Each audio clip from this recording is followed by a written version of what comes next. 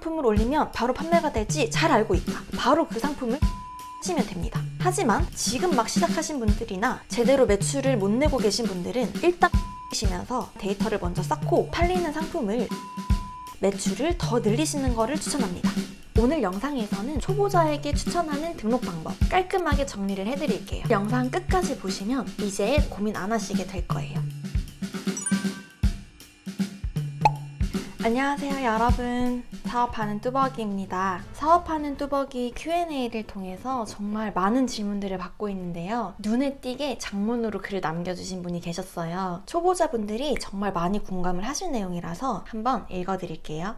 자영업하다 너무 어려워져서 구매 대행을 준비하고 있습니다. 처음에 대량 등록 강의를 들었는데 저에게 너무 어려워서 이번에 다른 반자동 강의를 신청하고 이제 1주차 듣고 있습니다. 구매 대행, 대량, 반자동, 수동 방식 중 가장 효율적인 방식에 대한 의견이 궁금합니다. 사실 이 내용으로 거의 10분 넘게 같은 질문을 주신 것 같아요. 그만큼 정말 많은 분들이 상품 등록 방식에 대해서 고민을 하고 계시다는 거겠죠? 저도 구매 대행한 지가 한 2년 가까이 되다 보니까 대량, 반자동, 수동 방식을 모두 경험을 해봤는데요. 저도 처음 시작할 때 누구는 대량이 무조건 좋다, 누구는 수동이 무조건 좋다, 이렇게 얘기가 다 달라서 정말 헷갈렸어요. 결과적으로 말씀을 드리면 저는 처음에 반자동 상품 등록 방식으로 시작을 했고 지금도 반자동 방식이 초보자에게 알맞은 방식이라고 생각을 합니다. 그리고 등록 방식은 본인의 레벨에 맞게 선택해서 변경을 하시면 됩니다. 그러니까 하나를 정하면 쭉 가져가야 되는 게 아니라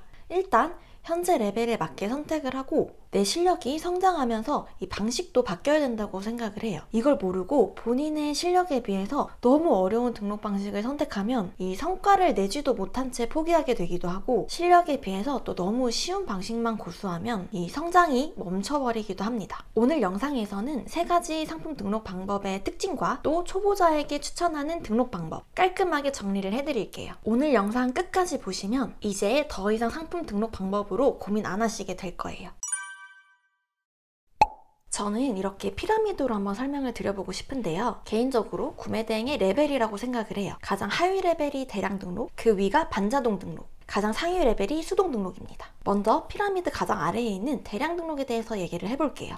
대량 등록은 사실 소싱이라고 할 게 없다고 생각을 해요. 중국 쇼핑몰에서 특정 키워드의 검색 결과나 아예 카테고리를 긁어서 그대로 가져오는 방식이니까요. 노출이나 구매에 영향을 미치는 상품명, 썸네일, 옵션명 같은 것들은 거의 손보지 않고 한 달에 수십만 개의 상품을 그대로 긁어서 내 쇼핑몰에 올립니다. 사연 주신 분이 대량 등록이 어렵다고 느끼셨다면 아마 소싱 방법보다는 프로그램 사용 방법, 여러 개의 사업자를 관리해야 되는 것, 이 수만 개의 다양한 상품에 대한 문의, 또는 이 상품을 주기적으로 속간해줘야 하는 점, 이런 것들이 아니었을까 해요. 제가 대량 등록을 할 때는 노출되는 상품명을 작성하고 클릭받는 썸네일을 만들고 또 구매 전환을 시키기 위한 상세 페이지를 만드는 어떤 작업도 필요가 없었습니다. 이런 작업이 필요하지 않다는 건 곧 쉽다는 얘기고, 이게 초보자분들이 혹할 수밖에 없는 이유라고 생각을 해요. 하지만 저는 대량 등록 방식을 지속하지 않았습니다. 바로 3가지 치명적인 문제가 있기 때문이에요. 대량 등록을 지속하지 않은 이유 첫 번째, 바로 지재권 이슈입니다. 수십만 개의 상품을 올린다. 근데 뭘 올리는지도 모르고 올린다. 무조건 지재권 이슈가 있을 수밖에 없습니다. 지재권 이슈란 상표권이나 이미지 이런 것들을 도용하는 걸 얘기를 하죠. 가품을 판매하는 것도 정말 크게 문제가 됩니다. 주변에서 듣기로는 적게는 수십만 원, 많게는 1000만 원까지 합의금이나 벌금을 낸 분들이 있었어요. 저는 이런 잠재적인 불안 요소로 인해서 대량 등록을 지속하지 않았습니다. 대량 등록을 지속하지 않은 이유 두 번째, 대량 등록은 오픈마켓에서 지향하는 방식이 아닙니다. 최근에 쇼핑몰 정책 흐름을 보면 상품 개수 제한하죠, 번역하라고 하죠. 이게 바로 저품질 상품을 제한하는 흐름입니다. 이 흐름대로라면 대량 등록의 입지가 계속 좁아질 수밖에 없어요. 유튜브나 블로그 전부 저품질 컨텐츠는 노출이 되지가 않아요. 쇼핑몰도 마찬가지입니다. 오픈마켓에서 돈을 벌려면 결국 오픈마켓에서 원하는 방향으로 가야 합니다. 그런데 이런 저품질 상품을 제한하는 흐름에 굳이 반대로 갈 필요가 있을까요? 대량 등록을 지속하지 않은 이유 세 번째, 실력을 키우기가 어렵습니다. 우리가 대량 등록을 하면서 소싱, 상품명, 썸네일, 상세 페이지 어떤 작업도 하지 않는다면 이 상품 등록 과정을 통해서 어떤 것도 배우고 성장할 수가 없습니다. 우리가 구매 대행으로 시작을 했지만 이후에 사입, 제조, 브랜딩까지 사업을 계속 확장하려면 이 기본적인 상품을 소싱하는 법, 키워드를 분석해서 상품명을 짓는 작업, 그리고 클릭을 유도하는 썸네일을 만드는 작업, 이런 연습을 계속하면서 실력을 키워나가야 합니다. 저는 이런 3가지 이유 때문에 대량 등록 방식을 지속하지 않았고 반자동 방식으로 시작을 했습니다. 지금도 계속 반자동 방식으로 등록을 하고 있고 초보자분들께도 가장 추천하는 방식이에요. 반자동 방식의 특징은 4가지로 정리를 할 수가 있어요.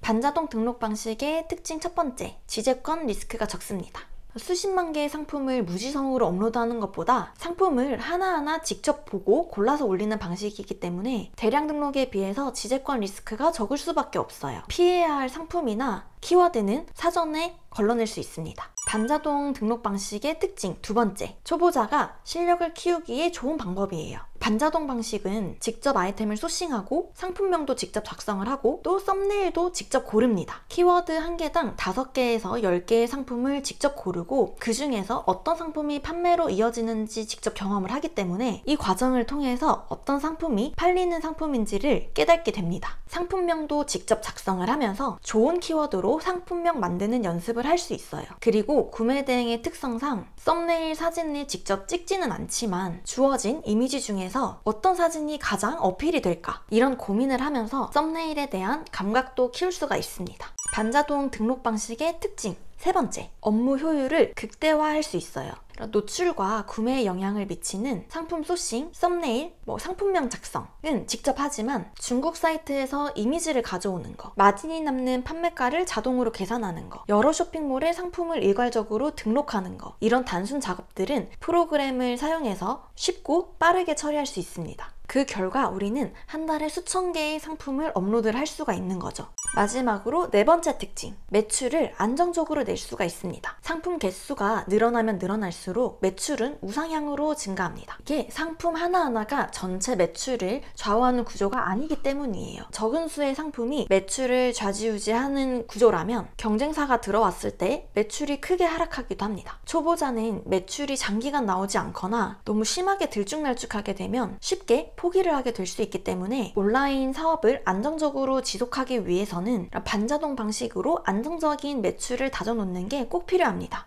이제 마지막으로 설명드릴 방식은 수동 등록 방식이에요. 사입이든 구매 대행이든 우리가 결국 나아가야 할 방향은 수동 등록 방식이라고 생각을 합니다. 제가 지난번 효자 상품 키우기 영상에서도 말씀을 드렸었는데요. 반자동으로 구매 대행 상품을 등록했을 때 판매가 되었다면 이 상품을 사입하거나 이 상세 페이지 같은 것들을 가공을 했을 때 무조건 판매량은 더 늘어나게 된다고 말씀을 드렸었죠. 이런 수동 등록 방식의 장점은 관리가 정말 편합니다. 일단 상품 개수가 적다 보니까 내 상품에 대한 이런 전문성을 갖출 수 있고, 그렇다 보니까 반자동이나 대량보다 CS 대응도 쉬워요. 자주 받는 문의사항은 상세 페이지의 내용을 추가해서 반복되는 CS를 줄일 수도 있습니다. 그리고 특정 제품을 많이 판매를 하게 되니까 중고 판매자랑 가격을 협상하기도 쉽습니다. 하지만 이런 수동 등록은 프로그램을 사용하지 않기 때문에 이미지도 하나하나 가져와야 하고 가격 계산도 직접 해야 하고 상세 페이지 번역도 해야 하고, 그리고 이 하나의 상품을 여러 쇼핑몰에 올리려면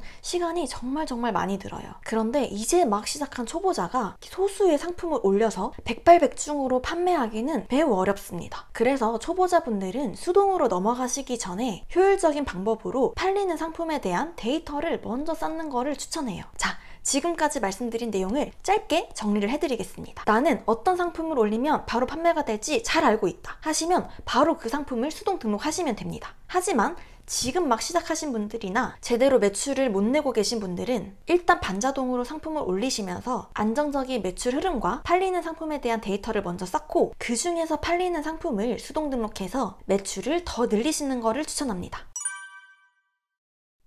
지금까지 3가지 상품 등록 방법의 특징과 또 초보자분들께 추천하는 방식에 대해서 얘기해봤는데요. 이제 본인의 레벨에 맞는 상품 등록 방법, 그리고 앞으로 나아가야 할 방향에 대해서 좀 감이 잡히셨을까요? 상품 등록 방법에 대해서 확신이 없으셨던 모든 분들께 이번 영상이 도움이 되었으면 좋겠습니다. 오늘 영상이 도움되셨다면 구독, 좋아요 눌러주시고 응원이나 질문 전부 좋습니다. 댓글도 꼭 남겨주세요. 지금까지 사업하는 뚜벅이었습니다. 감사합니다.